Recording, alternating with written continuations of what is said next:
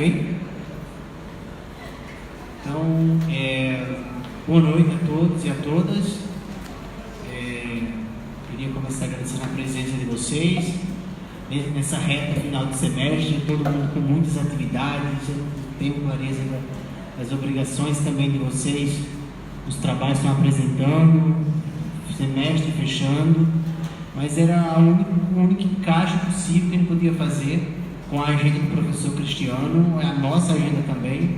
Então, queria agradecer a presença especial de vocês, a professora Regina está aqui, alguns alunos já do mestrado, a primeira turma estavam aqui, a Marta, a Karine está por aí, mas já está ali atrás.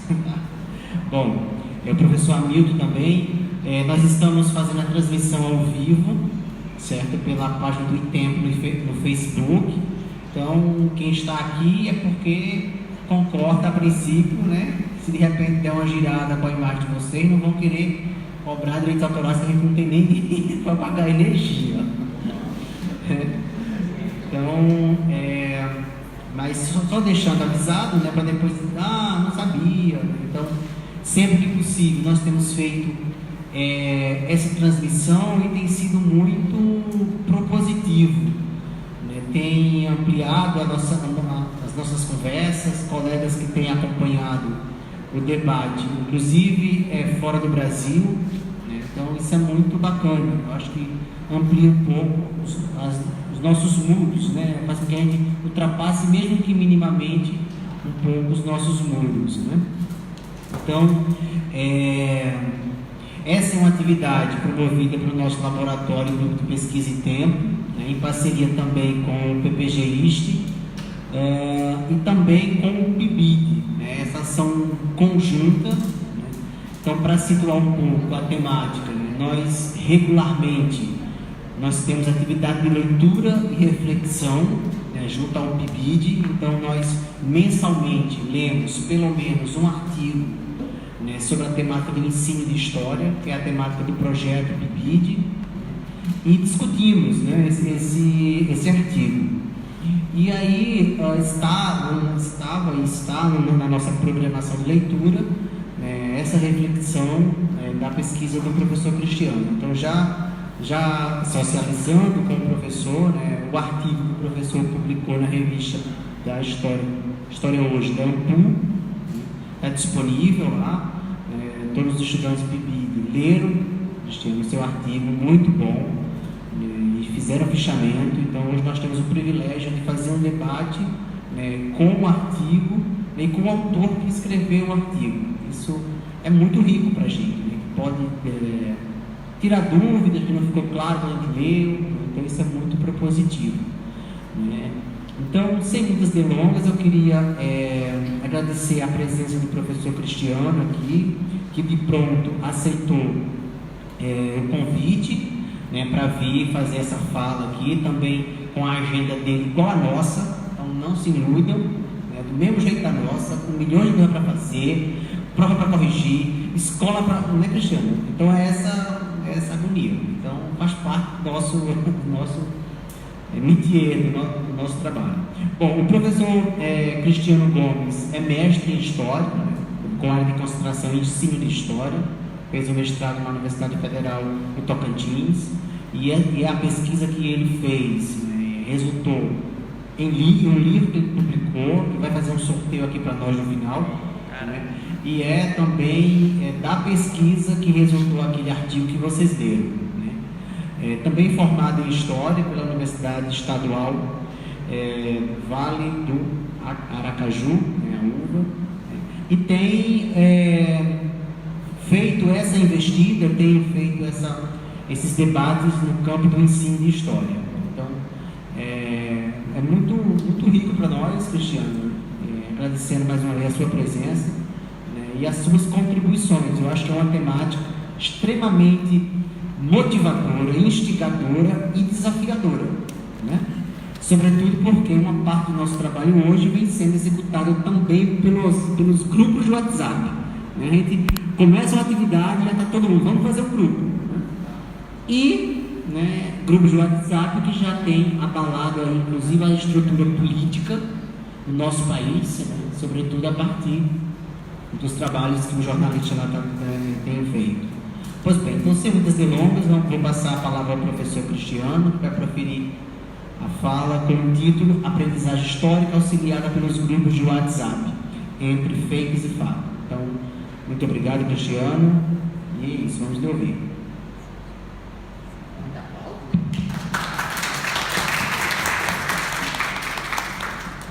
Boa noite a todos e a todas. Estou extremamente feliz por estar aqui hoje.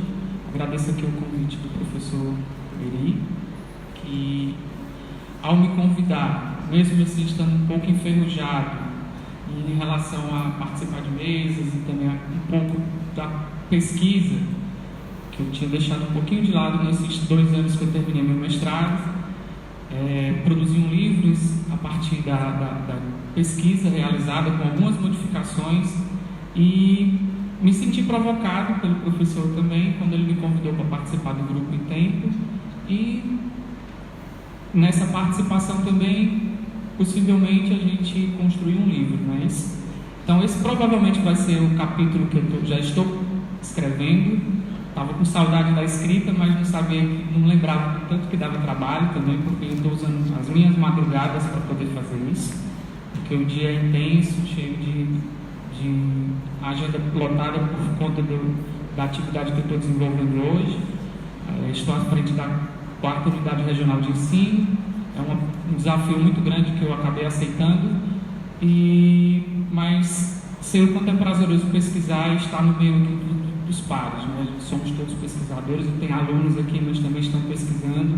Já passei por essa situação, tem alunos do curso de mestrado, do curso de História, acho que talvez também tenha outros de outras licenciaturas. Eu sei o quanto é bom ouvir, discutir, dialogar e também ver o que está acontecendo no agora e que desdobramentos pode ter isso no futuro e onde isso começou no passado. Um pouquinho da nossa função de historiador.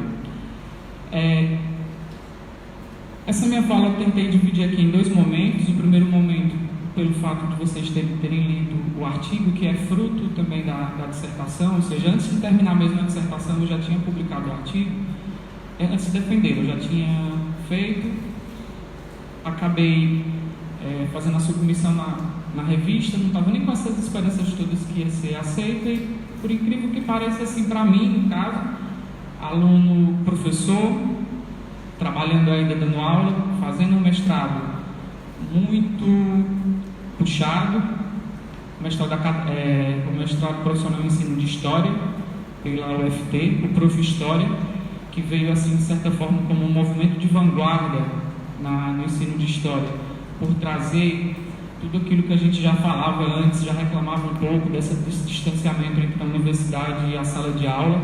Então é um programa de mestrado que vem fazer com que o professor se torne de fato, além de professor, seja também pesquisador, que ele escreva, que ele produza o seu material de ensino e que ele também pesquise. E eu sou muito grato por ter participado desse programa e ter concluído meu mestrado, que até bem pouco tempo atrás, antes de fazê-lo, eu achava que seria uma coisa muito distante, dado ao fato da gente passar o dia inteiro em sala de aula, 3, 4 escolas, 2, 3 municípios, e era uma realidade que eu achava intangível, mas não foi. Agradeço muito aos professores, ao UFT, por ter me proporcionado isso. E, começando aqui, de fato, aqui nessa fala, o tema é justamente esse que já foi dito: aprendizagem histórica auxiliada pelos grupos do WhatsApp, entre fakes e fatos.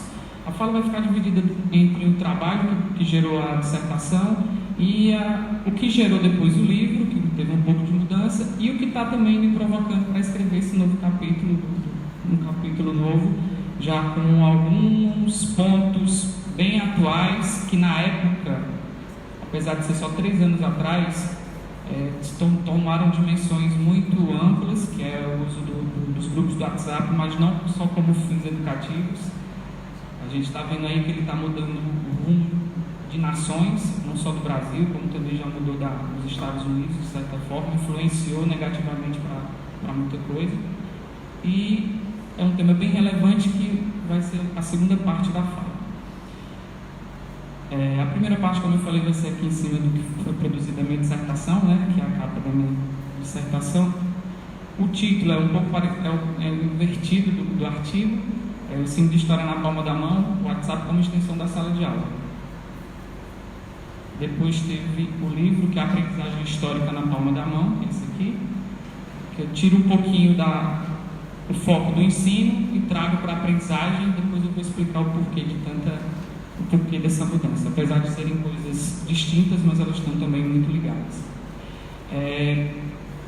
Aqui é um mapa estruturante do que foi o meu trabalho de dissertação, que tinha como objetivo geral estimular a aprendizagem histórica ubíqua, móvel, colaborativa, através do uso pedagógico do aplicativo WhatsApp, especificamente dos grupos do WhatsApp, e fazer com que ele se tornasse uma extensão da sala de aula. Não era para trabalhar dentro da sala de aula, era para trabalhar fora da sala de aula. Os objetivos específicos também estão um pouco voltados para isso, era verificar a importância do uso desses grupos, enquanto ambiente de possível promoção da aprendizagem, se de fato ele poderia ser utilizado como um ambiente virtual de aprendizagem ou coisa do tipo. Também analisar os limites e as possibilidades desse uso, até que ponto isso era viável ou inviável, se poderia, se não poderia. E, por último, canalizar todo essa atenção e digamos assim, esse uso tão constante por parte de alunos, professores, da sociedade como um todo. Então, os grupos do WhatsApp, eles são muito badalados, são muito utilizados. Acho que quase ninguém, eu não conheço ninguém ainda que tem acesso à internet que participe de um grupo de 2, 3, 4, 5, e que ele tem mexido não só com a educação, mas também com empresas, porque a partir da sua organização funcional sempre cria-se grupos para poder trabalhar assuntos do trabalho, para trabalhar assuntos voltados para a profissão, e isso me instigou bastante. A hipótese do trabalho sempre foi voltada para saber se, utilizando pedagogicamente esses grupos, eles de fato promoveriam a aprendizagem histórica. A dissertação foi dividida em 3 capítulos, onde a primeira seria a aprendizagem móvel, ubíqua e colaborativa, onde eu trabalho os 3 conceitos: a aprendizagem móvel, que é com mobilidade, ou seja, aquilo que a gente pode fazer pela internet, estudando, não só na escola, não só na universidade, mas em qualquer lugar. Essa parte ubíqua, que é esse sentimento de estar em todo lugar ao mesmo tempo, essa quase onipresença que a tecnologia nos traz, assim, esse sentimento de onipresença. E a colaboração, que seria, acho que, o foco principal do trabalho. O trabalho colaborativo entre os alunos e professores, onde não haveria tanta distinção entre o que é até onde vai a função do professor como do aluno.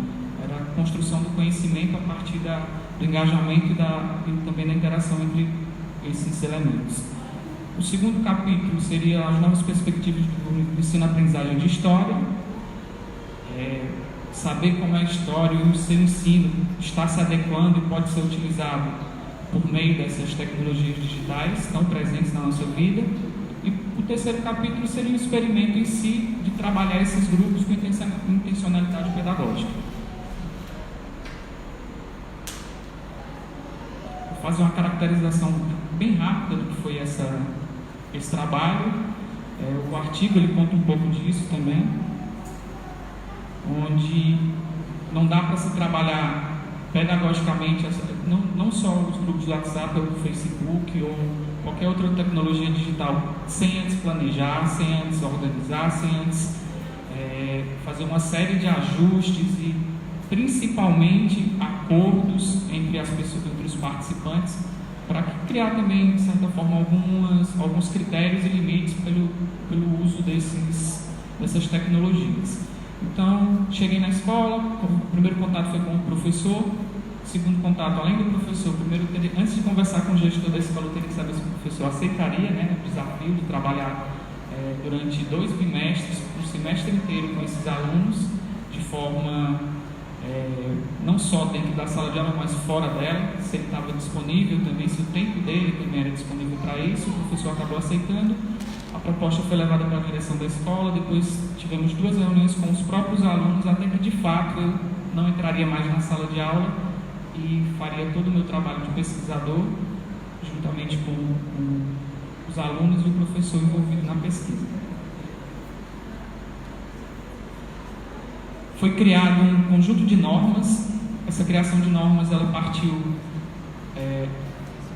digamos assim, de uma forma bem democrática. Os alunos diziam o que podia e o que não podia dentro dos grupos, certo que com uma certa também orientação minha e do professor.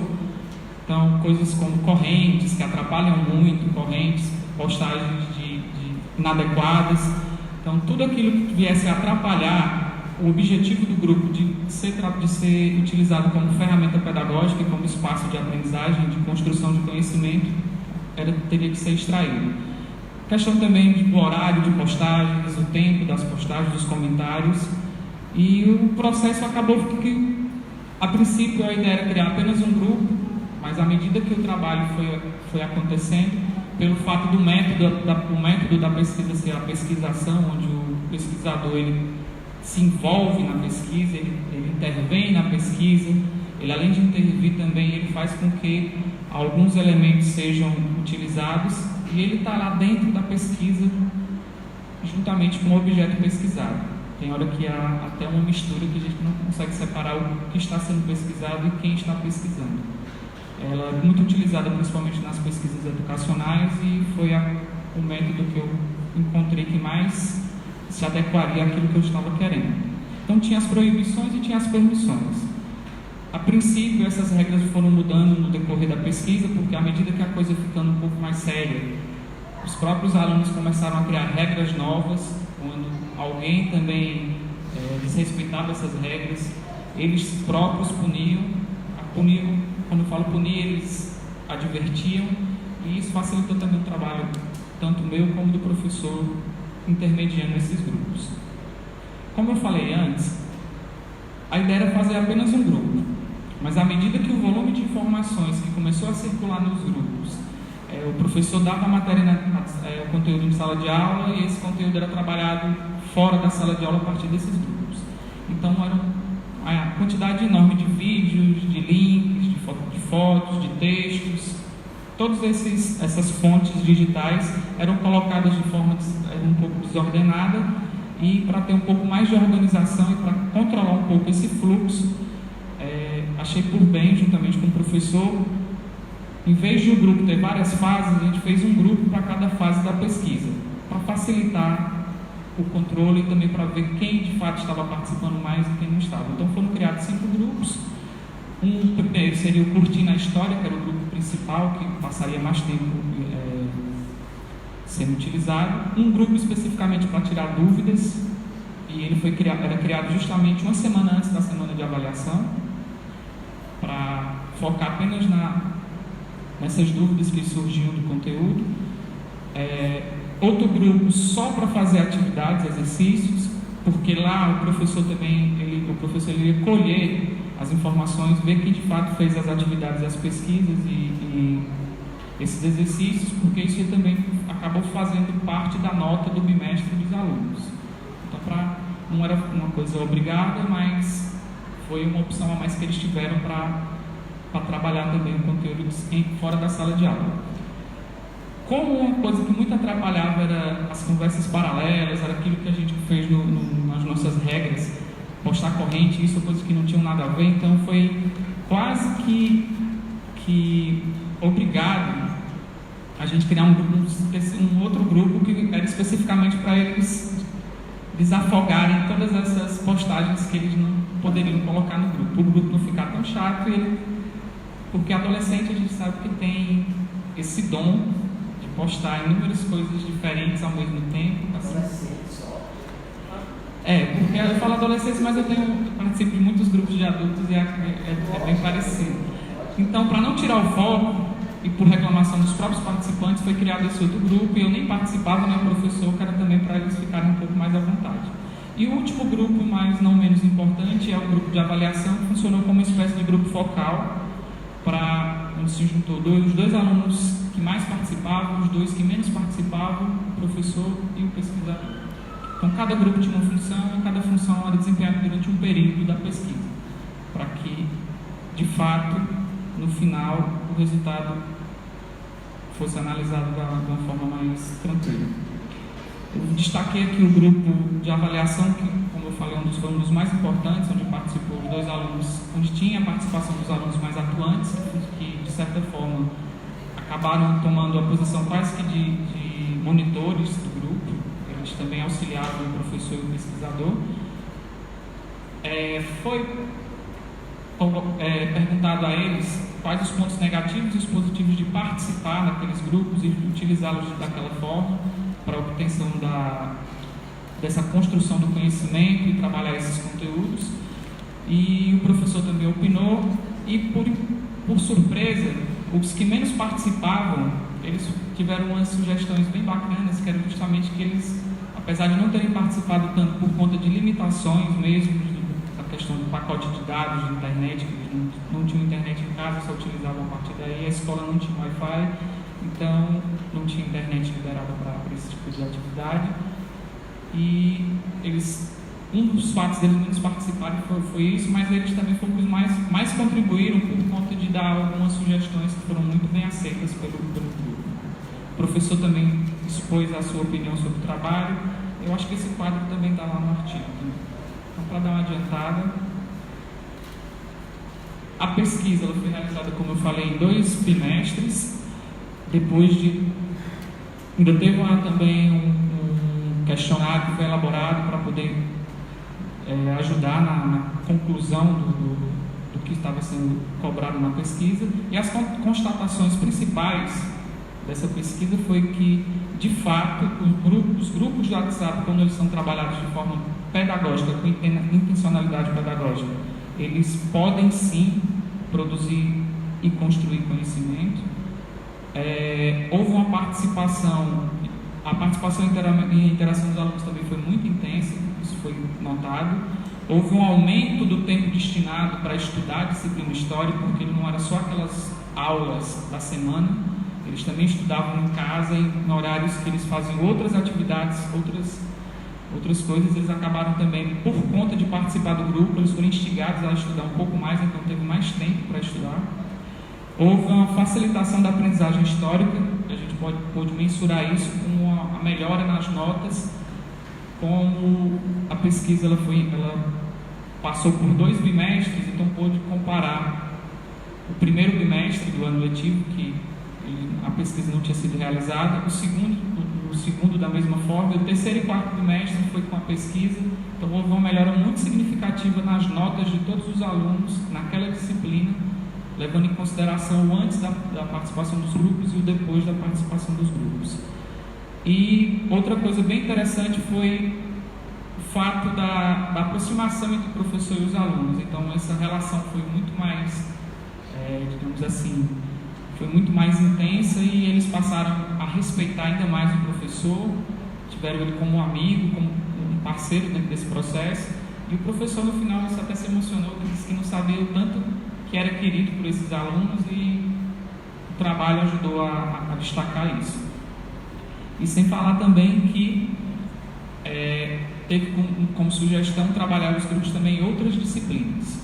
E isso foi levado pelos outros professores e foi uma semente que foi plantada. Acho que todo professor na escola que eu trabalho, essa escola que foi feita a pesquisa, quase que todos eles têm um grupo para trabalhar com os alunos, que serve não só para dar informações, mas também, como eu falei, para ser utilizado de forma pedagógica. Acabada toda a pesquisa, e antes de fazer a defesa da dissertação, aconteceu um fato muito curioso. Eu participei de uma palestra do professor Pedro Demo, né, esse senhor aqui. Ele é um escritor, um autor, professor muito conhecido, tem várias e várias obras, é muito polêmico em alguns dos seus pontos que ele discute, né? A questão da aula, a questão do aprendizado, o aluno como pesquisador que ele defende, o professor como pesquisador. E essa palestra aconteceu numa faculdade particular de Araguaína, que o público pouco diferente do público que eu participava, né? Tanto que eu fui de short pro dia quase não me deixou entrar na palestra. E depois que ele fala um pouco sobre o cenário educacional brasileiro, fala das pesquisas e começa a falar dos programas de mestrado, e ele fala que os mestrados profissionais não eram bons e deixavam muito a desejar, e que se o acadêmico já tinha as falhas, imagina o mestrado profissional. Aí eu não pude me segurar, porque quando ele baseou isso dizendo que não se produzia, não se pesquisava e também não se escrevia. Foi quando eu pedi o microfone para formular uma pergunta e falei para ele que os tipos de mestrado profissional que ele conhecia não eram os atuais. Da época dele, eu pedi para ele, de certa forma, se inteirar melhor desses programas, porque esses programas estão trazendo, diminuindo esse abismo enorme entre universidade e escola. Lá, nesses programas, os professores produzem. Já tinha publicado esse artigo, estava morto de feliz, falei lá, pedi para ele ler o artigo depois também, e pedi para ele o e-mail dele. Depois de uma conversa, a gente tirou uma foto, ele me pediu um e-mail para que eu mandasse o meu trabalho, porque eu disse que tinha usado também alguma das obras dele. No início, o nosso encontro foi meio assim conturbado, mas já depois de defendida a dissertação, me veio a ideia de tentar transformá-la num livro, né? E eu disse, já que eu tenho o e-mail do Pedro Dema, eu vou pedir para ele dar uma olhada e vou pedir para ele, a cara de pau maior do mundo, e eu pedi para ele fazer o prefácio do livro, se ele achasse que seria interessante. Mandei o e-mail às 6 da tarde, 6 horas, quando foi 5 da manhã do outro dia. Eu abri o e-mail e estava lá, ele respondeu 5 da manhã, se o trabalho for bom, eu faço. Beleza. Aí passou 2 dias para me responder, no terceiro dia ele já me entregou o prefácio do livro, já pronto. E eu estava pensando em publicar, ainda fiquei 6 meses esperando, mas eu estava com o prefácio deles, não, agora eu tenho que publicar, não tem para onde correr. E daí, de certa forma, ele já, logo no primeiro e-mail, ele já me deu uma das primeiras contribuições disso. Eu só não gostei um pouco do tema, porque o que de fato faz a maior diferença no seu trabalho não é o ensino de história propriamente falando, mas a aprendizagem histórica que ele produz. Então ele tente valorizar mais os conceitos de aprendizagem histórica, que vai ficar bom. Eu segui o conselho dele, porque até o título do livro também, né, que não seria ensino de história, mas aí de fato eu tive que adequar, atualizar o texto, e o livro nasce justamente desse episódio, né? Seria isso aqui. E falado um pouco da pesquisa, ele foi escrito em 2018, a pesquisa foi feita, a dissertação foi feita em 2016, e de lá para cá muita coisa aconteceu. Vários e vários outros trabalhos sobre o uso do WhatsApp como ferramenta pedagógica na educação também foram escritos. Na área de história, por enquanto, só tem o meu e mais um, pelo menos que eu venho acompanhando, mas na área de letras, tanto português, inglês, espanhol, matemática, geografia, filosofia, todas essas disciplinas têm trabalho que trata do uso pedagógico dos grupos do WhatsApp, não só no ensino fundamental e ensino médio, mas também no ensino superior. E esse boom de pesquisas sobre esse uso na educação do WhatsApp, das redes sociais, fez também com que despertasse o interesse de editoras para a produção desses livros, e já tem alguns livros no mercado falando sobre isso também.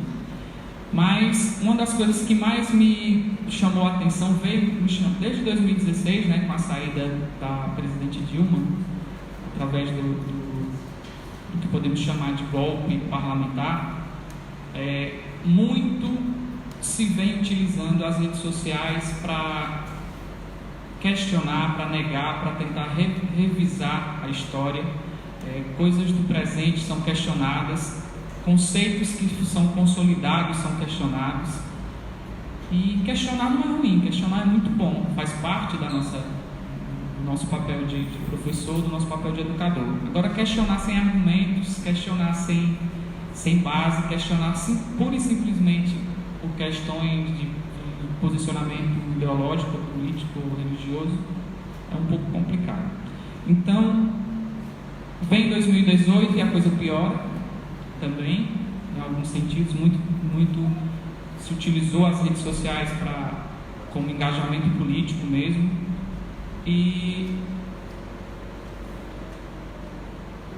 o título não só da apresentação ou do capítulo que eu estou produzindo, justamente vai tratar um pouco mais não só da pesquisa do uso pedagógico e didático dos grupos do WhatsApp, mas também trabalhar esses grupos, trabalhar as redes sociais de uma forma que a gente tente diminuir o impacto nocivo que tem essas informações carregadas de verdades, carregadas de elementos que não são basados em método científico e coisas dessa natureza. Então, nós, professores de História, acho que a responsabilidade é um pouco maior.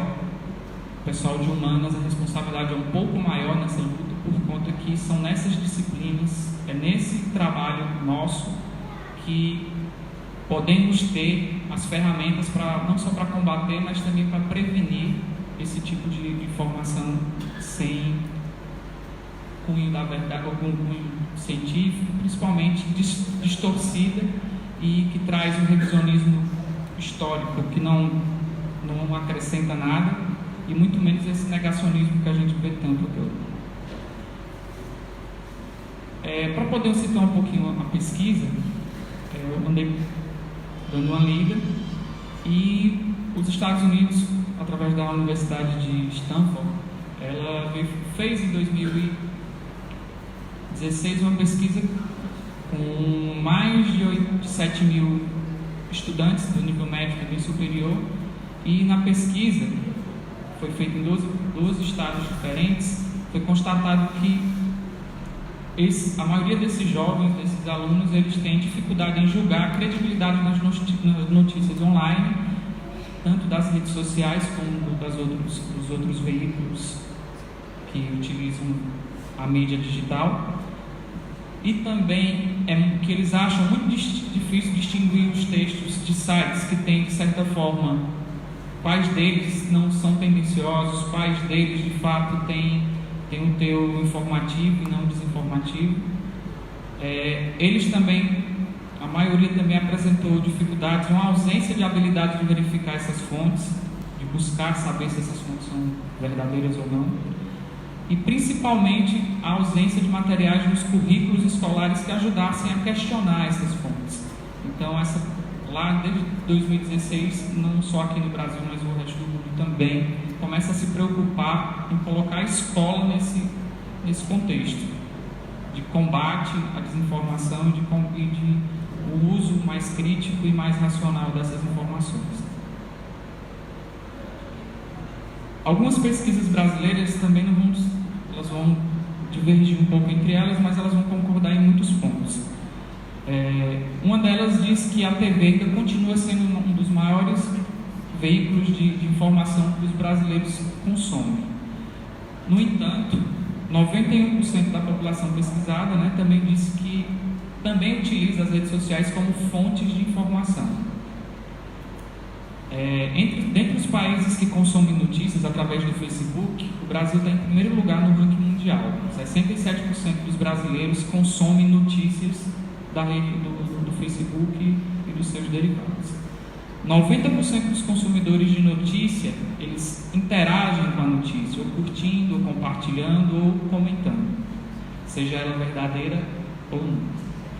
O Brasil é o terceiro país com população mais ignorante sobre si próprio, diz a pesquisa global do Ipsos também. E mais um elemento que vai compor esse cenário é que 18 milhões de analfabetos, o Brasil possui 18 milhões de analfabetos absolutos, quase 19 milhões, e mais de 35 milhões de analfabetos funcionais. Muitas desse pessoal está consumindo notícias também.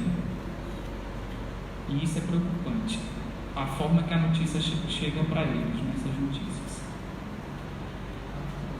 Para tornar esse cenário ainda mais discutível, esse cenário que agora, não só agora, mas em 2016, a palavra pós-verdade, por exemplo, o termo pós-verdade, ela foi eleita a palavra mais utilizada do ano, e ela traz o significado de que a verdade está sendo está sendo questionada a todo instante, mas questionada, como eu falei, onde os argumentos, os fatos, eles são menos importantes do que as emoções. Então, para mim acreditar numa determinada notícia, o fato ele não me interessa muito, interessa o quão isso vai me abalar emocionalmente, ou seja, o quão aquilo tem a ver com aquilo que eu estou sentindo, com aquilo que eu penso. Então, antes eu penso logo existo, hoje muita gente acredita logo estou certo. Só basta acreditar para estar certo, só basta ter convicções. Prado ele vai dar um sentido assim, ele vai trazer aqui um pouco o que ele acha que é essa pós-verdade que tanto engrossou esse caldeirão de pensamentos, de narrativas que nascem desse fenômeno que muitos historiadores criticam, outros já abraçaram também com outras intenções. Como eu falei, foi uma das palavras mais utilizadas em 2014 e a pós-verdade ela se baseia, ela se enquadra, ela tem uma âncora não naquilo que de fato é o fato real, mas sim as emoções de quem analisa aquele fato ou aquela informação. E isso, colocado nas redes sociais, com esse intuito, as pessoas absorvendo com esse tipo de pensamento, é muito preocupante, porque é a partir disso que começou um volume muito grande, muito extenso de conceitos voltados para o negacionismo histórico, principalmente para essa questão desse revisionismo histórico, baseado nesses elementos que eu dava dessa pós-verdade. Então, o negacionismo ele também começa a tomar força, muita força nesse sentido. É um discurso principalmente utilizado pelos grupos de direita ou de extrema direita, principalmente esses, para questionar algo que foi feito errado no passado. Eles começam a negar isso. É o que a gente escuta muito, que não houve escravidão, não existiu escravidão no Brasil, e se existiu, mas os próprios africanos desenvolveram escravidão por lá, então a nossa escravidão não tem nada de excepcional ou de pior do que a que eles exerciam lá. Esse seria um do pensamento. Que não houve holocausto, que o nazismo não fez o que a história mostra que fez. Começa a se negar. E no Brasil, isso no exterior é mais ou menos dessa forma, e no Brasil o que tem ganhado força é que a ditadura militar não foi uma ditadura, foi uma ditadura branda, né? Ou quase nem existiu isso. Então nega-se fatos do passado, fatos históricos consolidados, para tentar construir uma narrativa que desconstrói esses fatos históricos. Então, esse negacionismo histórico, de fato, ele não tem base, muitas vezes ele não tem base documental, simplesmente ele trabalha com documentos, quando se trabalha com documentos, boa parte deles são falsos ou desprovidos de qualquer rigor científico, e o papel principal deles é negar e desconstruir esse processo que a gente sabe que está consolidado e é consensual também, pelo menos no meio acadêmico, no meio científico. E falar de negacionismo, segundo Moraes, ele trata tem dois lados. De um lado, ele trata a historiografia falsificada, ele é tratado como uma historiografia falsificada, ou seja, um texto que falsifica de forma consciente suas referências de legitimidade, reivindicando o caráter escrito historiográfico sem ser. E por outro lado, trata-se de um passado falsificado, que também de forma consciente é produzido e ancorado na recusa de todos os indícios e evidências que o contradigam, reivindicando o caráter de verdade sem ser. É aquela história da gente teimar ou tentar discutir com alguém hoje, principalmente, com alguém que pensa diferente, quem tem posicionamento político diferente ou religioso também. Você pode vir com todos os argumentos possíveis, ele vai negar, qualquer evidência ele não vai aceitar e pronto. É difícil. Dentro desse negacionismo também, aí fala-se que o negacionismo ele também é uma das molas propulsoras desse revisionismo histórico, que tem dois lados. O revisionismo clássico, que de fato é bom para a história, ela acontece em vários momentos, mas sempre pautada em método científico, em padrões de fato acadêmicos. E tem aquele negacionismo que é ideológico, que esse aqui é o que perturba, esse é o que nos preocupa, porque muito disso já está chegando nas escolas e até discurso de governo, discurso de Ministério da Educação, e isso nos faz pensar num horizonte muito nebuloso, nos faz temer mesmo. E a universidade passa por as universidades brasileiras, a educação brasileira passa por esse momento que o conhecimento, até certo ponto, passa a ser até criminalizado. Produzir conhecimento hoje é quase que crime. E esse revisionismo histórico, como eu falei, ele tem dois lados. Ele sempre foi uma das ferramentas que o historiador utiliza. A gente pode citar aqui um exemplo bem recente, quando o revisionismo histórico feito com os padrões de fato científico, com o método de rigor científico, eles são aceitos e produzem de fato conhecimento. Há pouco tempo atrás não se questionava o golpe militar de 64 enquanto golpe militar. Depois de se estudar várias fontes, vários indícios, os historiadores, principalmente os mais progressistas, já chamam de golpe civil militar, pela ampla participação, sim, de uma parcela da sociedade civil no golpe. Então, esse revisionismo, esse é, de fato, o que constrói. Mas, atrelado a ele, ou à margem dele, tem esse outro revisionismo que é ideológico. Isso aqui é uma charge que fizeram da Folha de São Paulo, que chamou a ditadura de dita branda, né? Que não foi tão ruim como a história pinta. E esse revisionismo ideológico, ele é pesado, de certa forma, ele deturpa as fontes, ele refuta o que de fato aconteceu, e tudo isso para embasar e reescrever a história conforme o que ele tem como ideologia. Isso está muito forte, muito presente, está chegando nas escolas, e é nosso papel não só combater, como prevenir. Então, com todo esse cenário do pós-verdade, do revisionismo, do negacionismo, explode, vem uma avalanche de notícias, de informações embasadas justamente nessas teorias, com essas premissas, que em 2018 a palavra mais usada no mundo também foi a fake news, segundo o mesmo dicionário que faz essa mensuração. E o pior da fake news, da notícia falsa, é que ela carrega, ela não é completamente falsa. Ela, para poder ter o impacto que ela tem, ela carrega um pouco de verdade, um pouco de fato, para incrementar elementos que não são verdade, para fazer com que as pessoas acreditem com mais facilidade. Aí é onde mora o perigo. E isso vem trazendo muitos problemas, né, para a sociedade. A escola está preocupada com isso, mas não só a escola tem que se preocupar. A ONU, através da Unesco, que é um órgão que trata da educação e da cultura, também tem mostrado preocupação com isso, formulando um material amplo para tentar combater esse tipo de fenômeno, e a partir da educação, a partir de uma alfabetização informacional e midiática também. Mas isso eu vou falar um pouco lá na frente. Então, tem vários tipos de notícias falsas, né?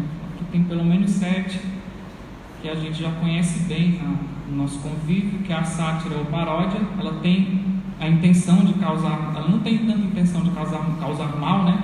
Mas ela tem um potencial de enganar muita gente e acaba acreditando. Tem a falsa conexão, é quando as manchetes e imagens ou legendas dão falsas dicas do que o conteúdo aconteceu realmente. A gente vai só na manchete e já se assusta, já compartilha, você vai ver o que tem. Tem os conteúdos enganosos, que usa enganoso de uma informação para usá-la contra um assunto ou uma pessoa. Tem o falso contexto, que é quando um conteúdo genuíno é compartilhado, mas com um contexto falso. Existe o conteúdo impostor, que são quando as fontes e as organizações e entidades têm seus nomes usados com informações que não são suas. Fulano disse isso, mas de fato não falou. A gente acaba acreditando também. Conteúdo manipulado, que é quando uma informação ou ideia verdadeira é manipulada para enganar o público. E tem aquele que é o conteúdo fabricado, que está tendo uma grande quantidade desse conteúdo sendo fabricado hoje no Brasil, né? Ele é feito do zero, é 100% falso e é construído com o intuito, de fato, para desinformar o público e causar algum tipo de mal. Mas temos alguns elementos que podem nos ajudar a identificar isso. Essa aqui é uma campanha que está sendo ampliada na internet, onde tem algumas dicas para reconhecer quando a notícia tem algum teor ou alguma coisa que nos chama a atenção para que não seja verdade. Sempre temos que considerar a fonte, não é isso? Lê uma notícia, considera a fonte, investiga, não fique só naquela. Leia mais. Títulos chamam a atenção, então tem que ler o que está no restante do conteúdo. Verifique o autor. Se não existe autor, já desconfie.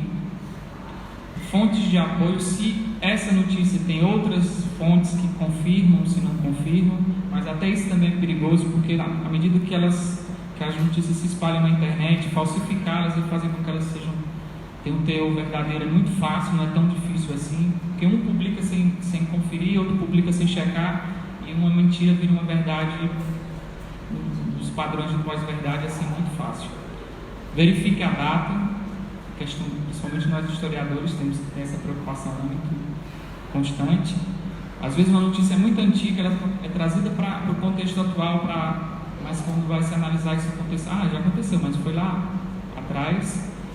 Às vezes é uma piada, pode soar estranho, mas é uma piada, mas mesmo assim tem gente que acredita na piada. Se tem preconceito, avalie os valores. Quando joga uma notícia já começa com um determinado preconceito, a gente já desconfia. Hoje não tem mais nem como desconfiar, porque ninguém tem mais medo de colocar coisas na internet que soam a preconceito, né, também. E, por último, consulte os universitários, os especialistas. Ou seja, tem muitos sites também de checagem já, tem muitos sites muito bons para checagem, porque a preocupação é imensa em relação a isso.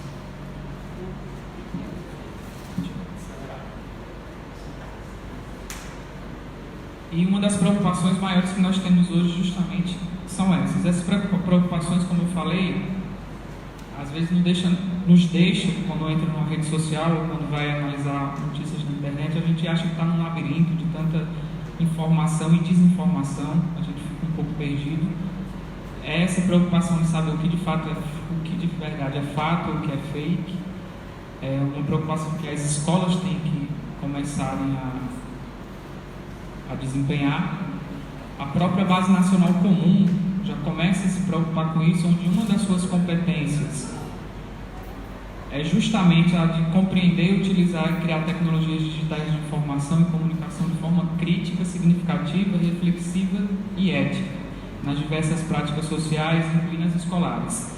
Eles pregam a alfabetização midiática, onde não só o professor, mas também, principalmente os alunos já comecem não só a ter contato, mas a identificar, a tratar essas informações de forma crítica e também ética. A Unesco, como eu falei também, já tem essa preocupação e criou um material muito bom, pode ser baixado no seu site, que tem esse título aqui, é um livro bem interessante, que é a Alfabetização Midiática e Informacional, onde ele traz uma série de critérios e objetivos que o professor, não só o professor, mas a escola como um todo, pode utilizar como um currículo a ser seguido para se combater essas notícias, mas principalmente para entender e distinguir o que é notícia falsa e o que não seria essa notícia falsa. É também utilizar as redes de forma mais crítica e consciente também.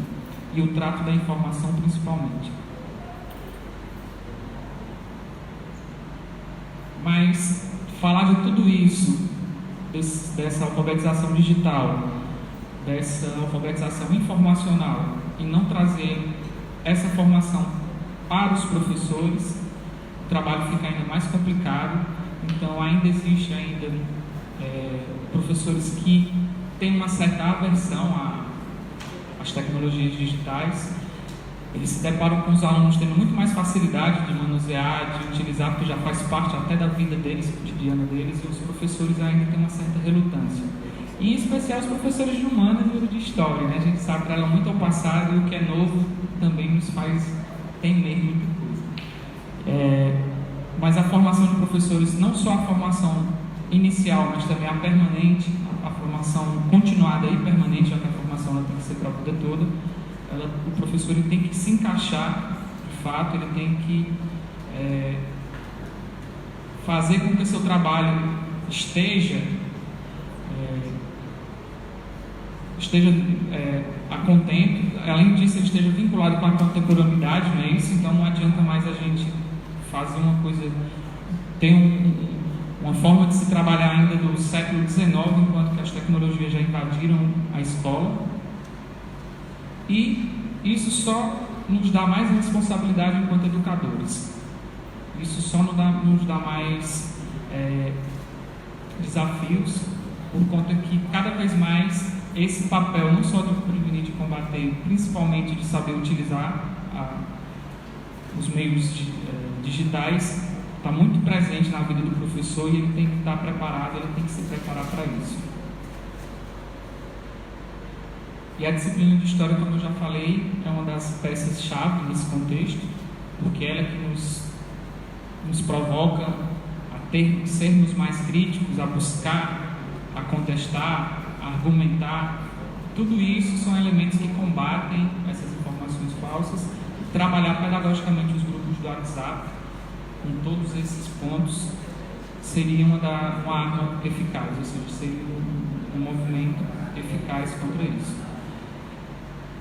E é justamente pelo fato de existir tanta informação que nosso papel acaba sendo também de mediador dessas informações. Apurar essas informações também, se ela tem rigor científico ou não, é um papel nosso de historiador. A Marieta Ferreira ela também já trata muito disso. Esse aqui é um trecho do livro dela que eu utilizei também na minha dissertação. E esse é nosso papel. Cada vez mais está voltado para nesse sentido também. Aprender hoje na contemporaneidade também requer saber utilizar essas ferramentas digitais e da forma correta, com intencionalidade pedagógica, combatendo o mau uso que elas também estão sendo utilizadas. Seria isso. Obrigado.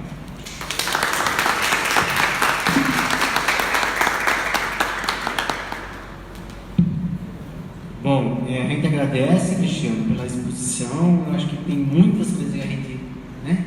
Muitos fios que são que se apresentam como possibilidade para reflexão. Vamos abrir a palavra, vamos abrir, né, para os nossos estudantes, colegas professores.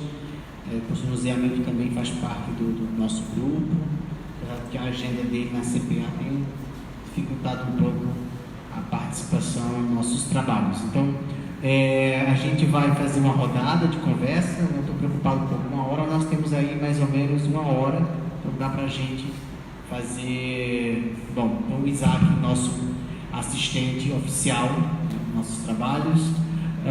Bom, então eu peço que a pessoa fale o nome, diga seu nome e a cidade de onde está falando. Então, eu vou ter algumas questões para colocar e pensar junto, mas eu vou primeiro abrir a palavra. Pois não, vamos lá, Karine.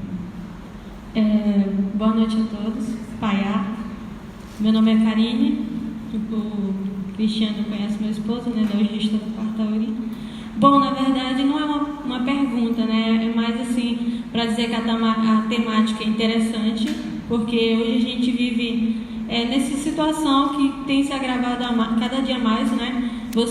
As pessoas não têm conhecimento do que elas compartilham, mas compartilham mesmo assim. Isso é ruim, porque nem todo tempo você está, posso dizer, com tempo para ler aquilo, e quando olha é só uma coisa que passou muito tempo. Então, o que eu quero dizer é parabéns, a pesquisa é muito interessante e faz com que a gente abra os nossos olhos, né, para que realmente, até nós mesmos que somos acadêmicos, às vezes nos grupos familiares, né, acabamos compartilhando coisas que o outro compartilhou só para compartilhar a notícia.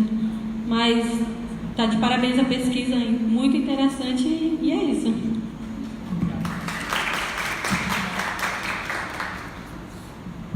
Boa noite a todas, todos. Essa discussão é uma discussão extremamente importante para nós no campo da história. Como o professor falou, né, há muito tempo nós, historiadores e historiadoras, ficamos um pouco afastados, né? E, queira ou não, hoje as mídias, as relações estão colocadas dentro da sala de aula, como o Cristiano acabou de afirmar. Eu acho assim uma ferramenta extremamente importante. É difícil a gente trabalhar, é nova para nós, para os alunos é bem mais tranquilo. Eu, pelo menos, sou de uma terceira geração aí atrás. A minha pergunta para o Cristiano, ou seja, como articular a questão da produção de conteúdo, ou seja, pequenos vídeos, como de repente, porque você colocou uma série de imagens, isso você recebe, ok? Agora, de repente, dá o pulo do gato, né? Como o Walter sempre coloca, ou seja, o historiador tem que dar aquele pulo do gato, né? Ou seja, além de fazer a crítica, todo esse olhar, toda essa crítica, em relação ao conteúdo que recebe, né? E isso está inundado, né? Ou seja, como produzir conteúdo. Eu acho que isso é o pulo do gato.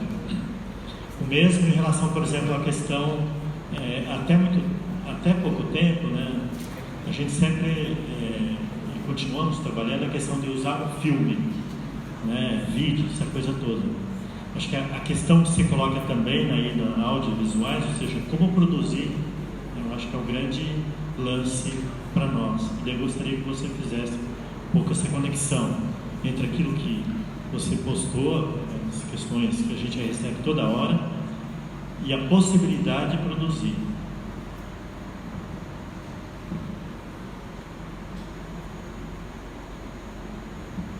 Boa noite, meu nome é Sionei, eu sou professor do município e é um debate interessante. Agora, levando em consideração a conjuntura do aluno da rede pública, eu não sei qual foi o segmento que o senhor aplicou a pesquisa, se foi no fundamental, no médio, no ensino superior, mas eu penso que é muito válido. E levando em consideração a questão socioeconômica, aí já vamos entrar no gargalo, porque eu apliquei um projeto nesse semestre. O nome do projeto foi Reserva Maria em Foco. Nós fomos para dentro da aldeia, utilizamos o celular, só que infelizmente a turma, devido à questão socioeconômica, apenas 8 alunos tinham telefone, de 32. Nós fizemos o grupo de WhatsApp mesmo assim, e foi muito válido. Nós conseguimos tirar muito proveito do grupo para desenvolvimento da pesquisa, mas nós encontramos esse gargalo. Inclusive alguns têm o telefone e não têm internet, né? Aí de certa forma eles ficam cerceados, excluídos desse mundo digital, das facilidades que os grupos de redes sociais podem trazer. Nós chamamos esse gargalo na rede pública, infelizmente. Muitos não têm nem internet em casa. Inclusive a escola que eu trabalho é a professor Paulo Freire, não sei nem até quando ela vai ter esse nome ainda, devido a essa conjuntura, pode até mudar de nome. Ela não tem internet nem para os professores. Às vezes, quando temos sorte, quando está o céu limpo aí, a internet funciona e os alunos se aglomeram próximo ao laboratório de informática, onde tem o sinal. É válido, mas infelizmente questão estrutural ainda acabamos pecando. E eu não li o seu artigo, mas eu achei interessante e vim aqui com a companheira Regina, e é válido, facilitou muito o meu trabalho. Se eu tivesse lido o seu artigo na questão dos combinados, eu teria sofrido menos, porque eles me mandavam mensagem 11 horas, meia-noite, né? Eu já teria feito os combinados, não tinha passado por esses desaforos. Mas o tema é relevante. Agora, como eu lhe falei, a rede pública, a questão socioeconômica interfere muito. Nem na escola nós não temos internet, mas é válido. E também com relação ao tempo dos professores, porque professor com 200 horas, para a gente ganhar mais um pouquinho, ter uma vida digna, Nós trabalhamos de manhã e de tarde. À noite é para a família. Como é que nós vamos administrar esse tempo com um grupo de WhatsApp, sendo que Marabá é o único município aqui da região sudeste que ainda não tem hora de atividade?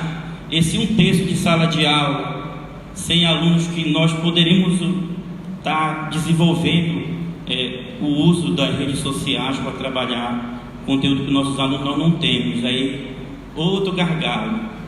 Já com data em hora de atividade, Tupiranga, Paropebas, infelizmente Marabá está indo contramão, um dos municípios mais ricos da região, e não consegue seguir a lei, né? Cumprir o que a lei manda, que é a lei do piso. Ela estipulou a atividade em 2016 e até agora nós estamos esperando, e às vezes nós cerceamos a família para poder estar desenvolvendo projetos.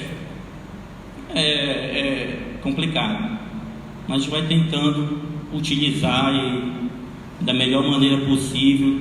Inclusive temos resistência até dos próprios professores com o uso do telefone. Teve professor que já quer mudar o regimento escolar, uns querendo utilizar o telefone, outros não, devido até à própria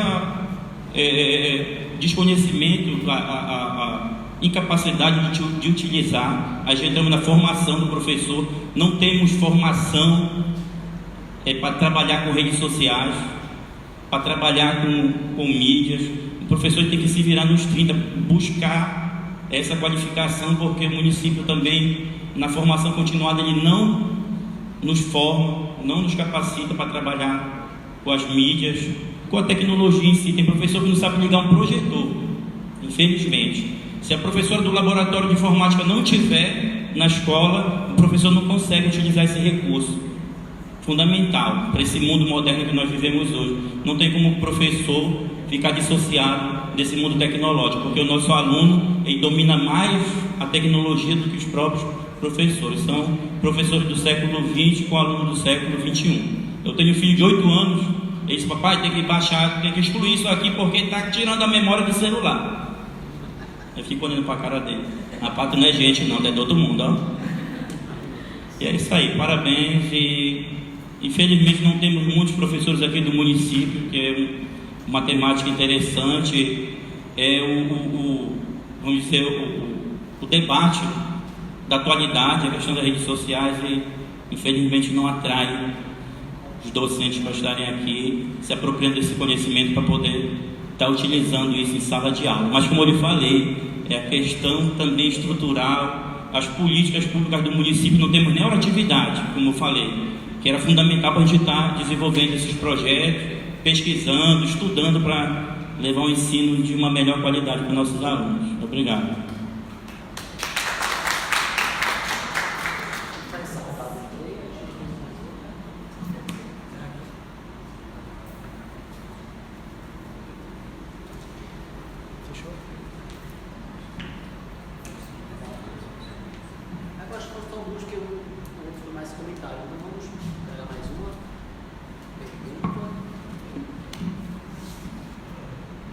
Boa noite, eu me chamo Isane Carvalho, sou da turma de História 2019.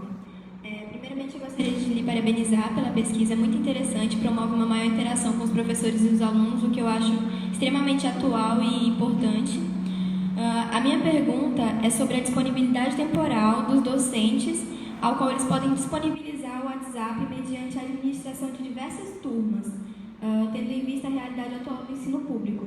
Ou seja, como ele poderia administrar, por exemplo, 5 grupos, como o senhor citou no seu trabalho, com 2 ou 3 turmas, sendo que ele teria que administrar 15 grupos com diferentes finalidades todas. Obrigada.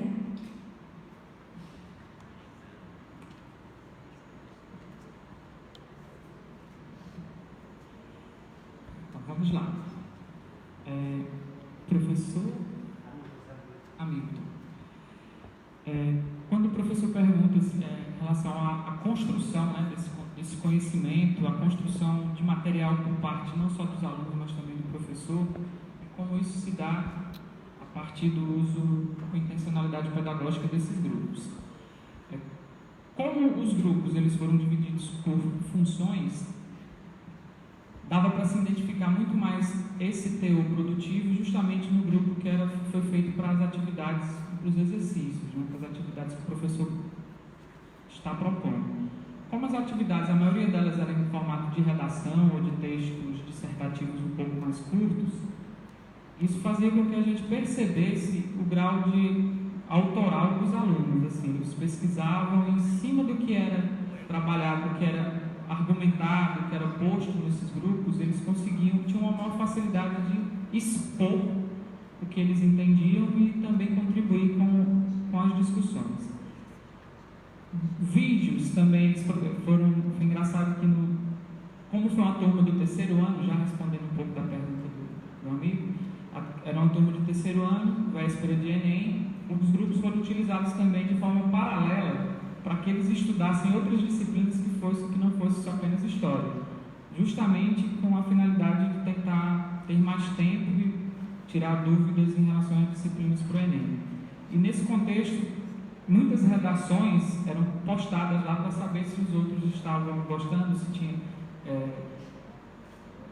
dar sugestões, ver pontos fracos, pontos fortes daquela redação. Então, a produção do conhecimento, não só histórico, mas de outras disciplinas, dava para ser analisada e percebida também dessa forma. Quando fala-se também não só da forma individual, mas também do trabalho de colaboração, percebia-se também que quando um aluno sabia um pouco mais do conteúdo, tinha um entendimento maior do conteúdo, ele fazia o papel do professor tirando as dúvidas dos outros alunos também. Então, gerava um protagonismo desses alunos assim que dentro da sala de aula era mais difícil de ser exposto.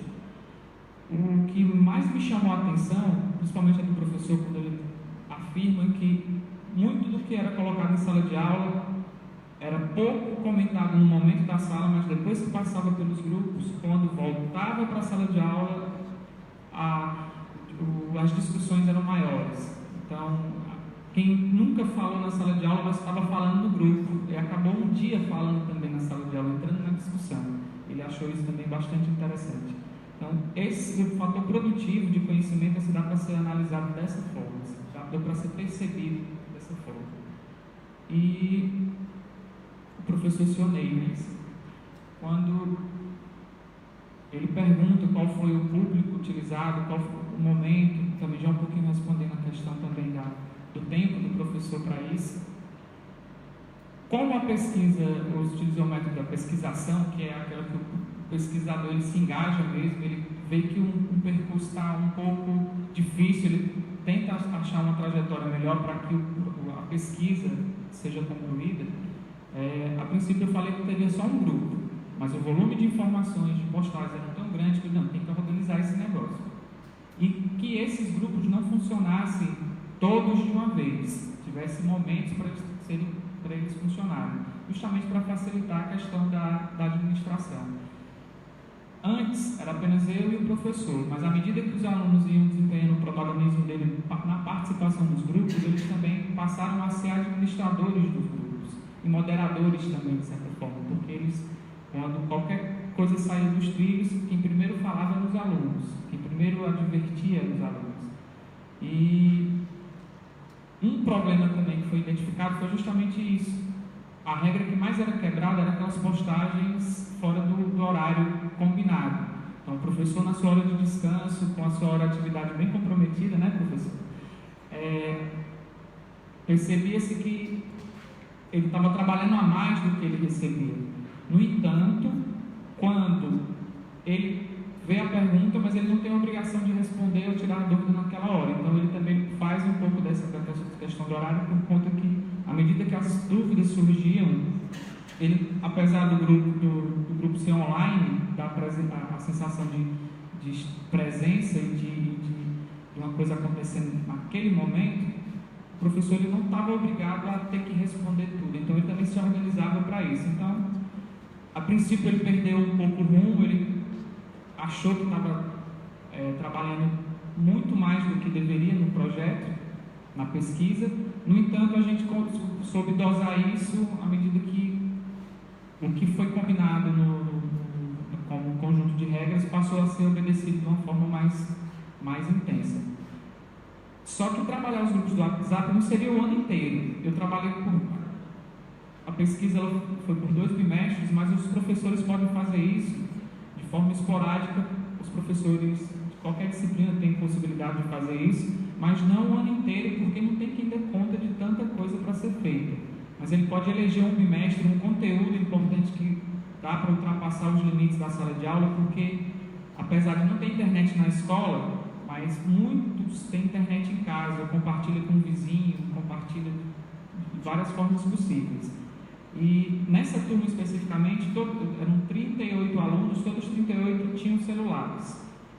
Era um terceiro ano da manhã, que geralmente os alunos da cidade que eu fiz a pesquisa, que estudam de manhã, é porque eles não têm, boa parte deles não tem emprego para trabalhar à tarde, ou alguns não necessitam mesmo trabalhar em outro momento. Então eles só estudavam, teve esse lado também. A princípio era para trabalhar um primeiro e terceiro ano, mas a turma que mais teve possibilidade para se trabalhar para o terceiro, então eu abandonei um pouco o trabalho do primeiro ano e intensifiquei o trabalho com o terceiro. Trabalhar o ano inteiro não dá, é desumano mesmo, não tem como. Então tem que eleger momentos de cada bimestre, conteúdos para fazer isso, de forma esporádica, não permanente, porque permanente também seria bem difícil. E toda vez que eu exponho o trabalho, essas perguntas sempre surgem, mas as dúvidas elas são sempre válidas, porque ele mostrou um exemplo clássico muito bom, porque os meninos não tinha hora para perguntar, não é isso? Então se tivesse feito os combinados antes, seria mais fácil. Então, à medida que a pesquisa foi sendo feita, esses combinados eram renovados. À medida que surgiu um problema só, para solucionar esse problema, vai dar certo dessa forma. E à medida que eles iam atendendo, o trabalho foi sendo desenvolvido. Mas é muito difícil mesmo trabalhar esses grupos de intencionalidade pedagógica, que esses grupos de fato produzam conhecimento a partir da colaboração, trabalho colaborativo deles, se não tiver organização. E isso tira muito do nosso tempo mesmo de professor. Então, para fazer tudo e o ano inteiro não tem como, mas a gente pode fazer isso em momentos que a gente achar necessário e importante. E seria dessa forma, porque senão aumenta muito o trabalho do professor. Extremamente desgastante fazer isso de forma bem organizada. A gente não consegue fazer isso no dia a dia, nas outras coisas, imagina assim. Formação. É extremamente necessário que os professores, eles, tanto os que estão atuando agora, como os alunos das licenciaturas que vão atuar na sala de aula, passem por essa formação, não só inicial, mas continuada. Algumas universidades já têm disciplinas, os cursos de História, por exemplo, já têm disciplinas que tratam disso, né? Não sei se aqui vocês já devem ter, já na grade. Estão experimentando. Muito bem. Justamente pelo fato da importância e a necessidade de se ter esse tipo de formação. Porque trabalhar as tecnologias dentro da sala de aula ou fora da sala de aula, de fato, requer um pouco de atenção extra do professor, e nem todos eles têm, como eu falei, essa facilidade toda. Somos de uma geração bem diferente dos adolescentes e dos jovens de hoje, que nasceram no meio disso. A gente é muito analógico, os adolescentes são muito digitais, então o que eles fazem com facilidade a gente não tem tanto. Eu fiz muito isso à força, assim, porque eu gosto das tecnologias e quis trazê-las para o meu trabalho de professor. Já me ofereci uma vez para dar uma formação aqui em Marabá, viu? Diga-se de passagem. Disse, não, a gente já tem um grupo de formadores, quem sabe um dia. Mas é quando eu estava fazendo a pesquisa. Pode ser que hoje, se eu me oferecer, o pessoal aceite. E a formação não só inicial dentro da universidade, mas principalmente continuada, e que se quebra um pouco dessa resistência, porque aquilo que a gente tem medo, às vezes a gente refuta, a gente afasta, né? E hoje, pelo menos na rede estadual, existe sim legislação que proíbe o uso do celular em sala de aula, mas existe a possibilidade de utilizá-lo pedagogicamente. Ou seja, só se utilizam esses meios, essas tecnologias digitais na sala de aula se for com a mediação pedagógica do professor ou da gestão da escola. Então, é justamente dessa forma que a gente tem que utilizá-los, porque senão a gente sai do papel de aliado e vai assumir a função de vilão da história. E eu acho que com isso eu fecharia as 3 perguntas, não é isso? Vamos fazer mais um bloco de 3. Eu tenho uma pergunta e a gente fecha porque 9 horas não parta para levar os estudantes que estão também prejudicados com o transporte público. Então, vamos lá, gente. Boa noite. Meu nome é Regina, eu também sou professora da Rede Pública Municipal aqui de Marabá e sou doutoranda de História na UFPA, em Belém. Eu estou há 2 anos de licença aqui para cursar o doutorado. Primeiramente... Membro do grupo, do nosso grupo. Isso, e membro do Grupo e Tempo também, convite do professor Eri. Primeiramente, eu gostaria de parabenizar o professor. É uma temática muito atual, muito promissora e muito importante, eu acho que ser discutido em âmbito tanto da universidade quanto fora dela. Eu acho que essa discussão precisa, sim, ser levada para fora da universidade. Você agora está à frente da URI, pelo que eu entendi. Eu espero que esteja sendo trabalhada também essa questão por lá, porque assim, o ideal, o que mais me chamou a atenção da sua fala e do seu trabalho é que ele trata justamente do que o professor lá lhe chamou a atenção, que é uma avaliação que eu venho fazendo, onde está uma grande deficiência, que é o aprendizado. Eu acho que o aprendizado, não só da história, mas o aprendizado em geral, das disciplinas escolares, é um tema que precisa ser pesquisado, trabalhado, e tudo que vier em prol de trazer respostas, trazer contribuições para que a gente possa caminhar, trazer metodologias que a gente possa caminhar para o melhoramento desse aprendizado, do aprender. Eu acho que isso é ponto-chave hoje para nós que lidamos com a educação.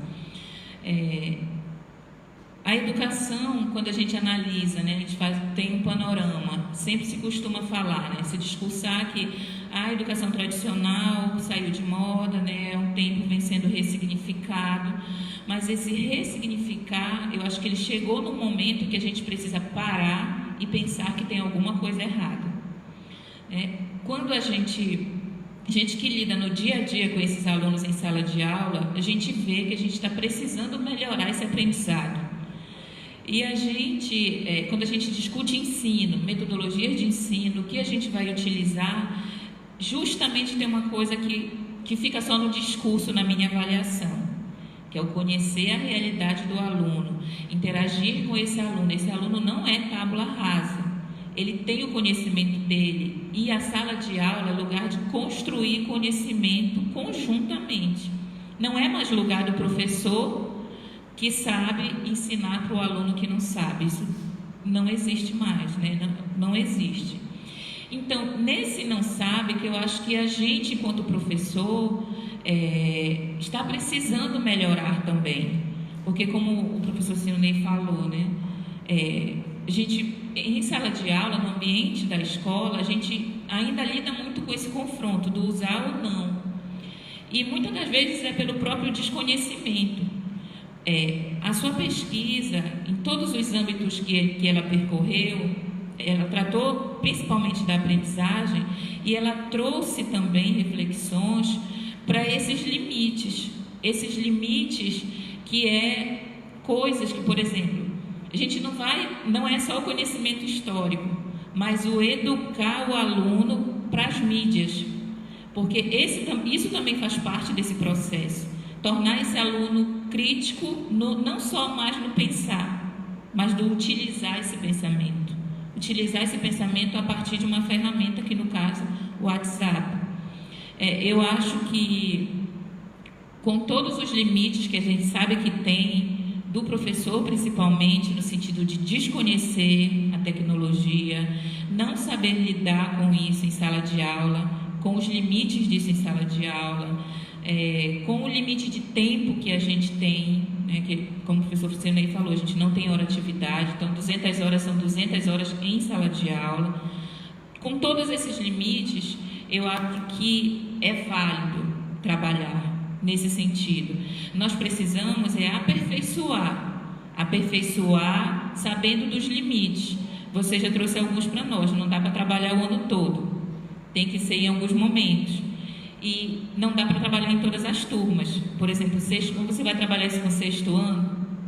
Não tem. Eu acho que essas coisas é que precisam ser mais amarradas para que elas possam chegar até o professor para ser melhor aproveitada, né? Com essa experiência que você trouxe.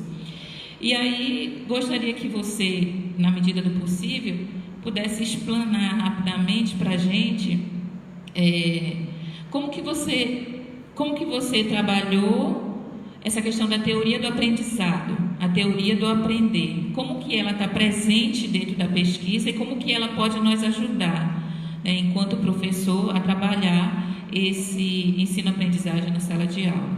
Obrigada.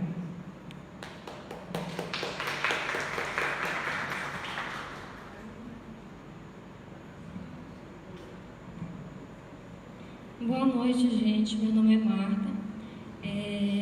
Eu sou mestranda, né, do curso de História. E eu gostaria apenas de fazer um comentário, né, onde aconteceu o nosso desenvolvimento de estágio supervisionado e eu achei muito interessante a didática do professor em sala de aula, né, em que ele utilizava alguns grupos de WhatsApp com alunos já do ensino médio e pedia para eles fazerem pesquisas em casa, né? E essa questão me chamou bastante atenção durante a análise. E justamente para pensarmos, né, o quanto a tecnologia hoje adentra os espaços escolares e o quanto nós, enquanto professores, devemos debater ainda mais essa questão, né, na sociedade atual. E parabéns pela pesquisa, professor.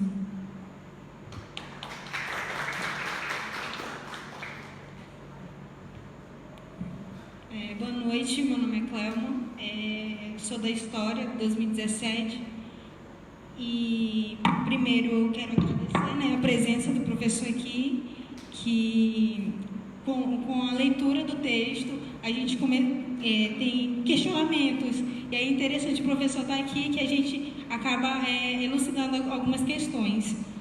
E aí, como a maioria dos discentes aqui faz parte do PIBID, e aí a gente trabalha com alunos do 6º ao 9º ano.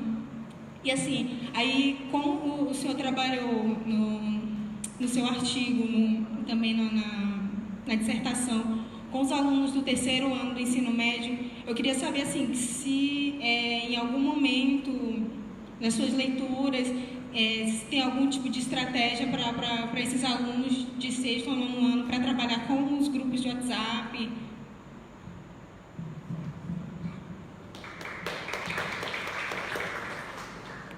Tem mais? Bom, a gente faz um blocão agora, porque eu estou preocupado com o horário que vocês vão retornar. Boa noite a todos e a todas. Eu me chamo Cláudia, da turma de História 2019. E, na verdade, puxando o gancho da professora sobre a questão da aprendizagem, dentro do artigo a gente percebe que o senhor traz como objetivo, né, a questão da aprendizagem, desse fomento à aprendizagem. E eu fiquei muito curiosa em relação às perguntas e principalmente às respostas dos professores, né? Porque eu queria saber se eram perguntas mesmo pontuadas, eles fizeram um questionamento e vocês, como os professores, responderam pontuadamente ou instigaram, né, a eles a procurar. Porque quando a gente fala sobre o WhatsApp, tecnologia, a gente tem ideia de uma coisa fácil, facilidade, na hora, pronto, instantâneo. Então, eu queria saber se dentro desses grupos ainda há essa questão de buscar, né, a criticidade do aluno dentro do que está sendo colocado. E nós, né, como estudantes e vocês como professores de história, né, ensina, né, essa questão da busca pelo aprendizado e também por instigar mesmo o aluno a procurar, não somente a dar a resposta pronta e pura e seca, e é isso. Então, eu queria que você me respondesse, né, porque eu fiquei muito curiosa em relação às perguntas dos professores e aos alunos. Tem mais aqui? Então, Adriano. E aí, Isaac vai ser o cameraman do Adriano. Adriano tá me filmando? Professor, boa noite a todos e a todas. Agradeço a palestra, show de bola. E minha ideia de pesquisa futuramente é sobre essa questão de combater a desinformação no ensino. E só que com foco em outra ferramenta, né? Vou citar aqui para manter o sigilo. Depois ele fala no privado. Mas eu queria que o senhor comentasse um pouco sobre os desafios que a gente tem ao tratar desse tema. Porque quando a gente vai comentar com as pessoas sobre isso, olha, toma cuidado com o que você compartilha, checa antes de compartilhar. Já conferiu isso aí? As pessoas não querem saber. As pessoas te taxam de chato. Tudo agora é crítico, não sei o quê, quer problematizar tudo. Eu, por exemplo, sou um chato, porque as pessoas me mandam, já chegou? Cara, isso é fake. Cara, esse link aí é suspeito. Aí a pessoa vem, tá muito chato, não sei o quê. Não compartilha isso, é falso. Enfim, fora da sala de aula já é um desafio muito grande. As pessoas rejeitam isso.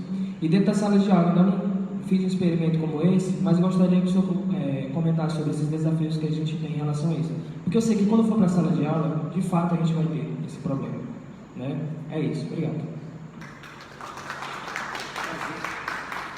Eu vou aproveitar e vou fazer alguns comentários pelo andar da hora, porque daria para ficar aqui até muito bom, muito bom. Então, é o seguinte, eu fiquei, a minha curiosidade foi muito parecida quando eu fiquei assim, imaginando muitas coisas e a potência que esse material tem para novas pesquisas, porque eu não tenho a menor dúvida que esses grupos, que eles produziram em termos de registro da teses e doutorado, né?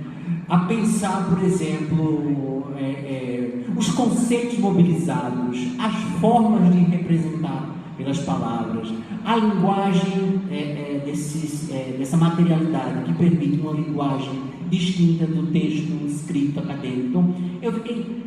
E aí te pergunto, vocês têm cópia desse material? Foi arquivado? Né? Porque já é uma outra dimensão, porque é muito volátil isso. Então nós temos registros maravilhosos, assim, formidáveis, que podem desaparecer no piscar de olhos. Né? Então, e aí eu já conecto a outra questão. Vocês sabem que nós historiadores não fazemos trabalhos em fonte, seja ela qual for a materialidade que for. Então, se antes tinha um registro escrito no papel, que tinha uma materialidade mais durável, por exemplo, todo um manancial riquíssimo de informações e registros resultante desses grupos, que eu acho que assim, é um diamante. Quando eu não li o teu livro ainda, li o artigo, eu fico imaginando, gente, o que tem de material para pesquisar e para ler? É uma coisa fantástica. Aí a questão era essa sobre o arquivamento. A outra é a questão do tempo. Eu acho